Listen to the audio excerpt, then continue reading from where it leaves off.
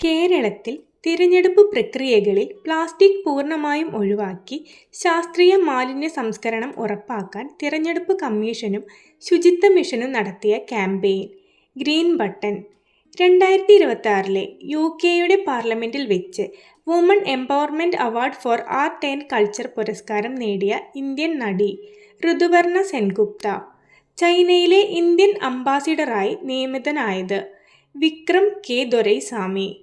കേരളത്തിലെ തിരഞ്ഞെടുപ്പ് ഉദ്യോഗസ്ഥർക്ക് മികച്ച പരിശീലനം നൽകാൻ രാജ്യത്ത് ആദ്യമായി പുറത്തിറക്കിയ online election learning management system ഇ-വിദ്യ, ലോക ഫുട്ബോൾ ചരിത്രത്തിൽ 900 ഗോളുകൾ തികയ്ക്കുന്ന രണ്ടാമത്തെ താരം ലയണൽ മെസ്സി.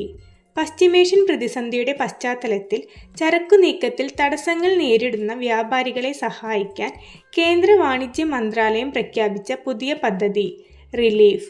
ഇന്ത്യ ജസ്റ്റിസ് റിപ്പോർട്ടിൻ്റെ കൺസ്യൂമർ ജസ്റ്റിസ് 2026, അതായത് ഉപഭോക്തൃ നീതി റാങ്ക് പട്ടികയിൽ കേരളത്തിൻ്റെ സ്ഥാനം 12. യൂണിഫോം സിവിൽ കോഡ് ബിൽ പാസാക്കുന്ന രണ്ടാമത്തെ ഇന്ത്യൻ സംസ്ഥാനം ഗുജറാത്ത്.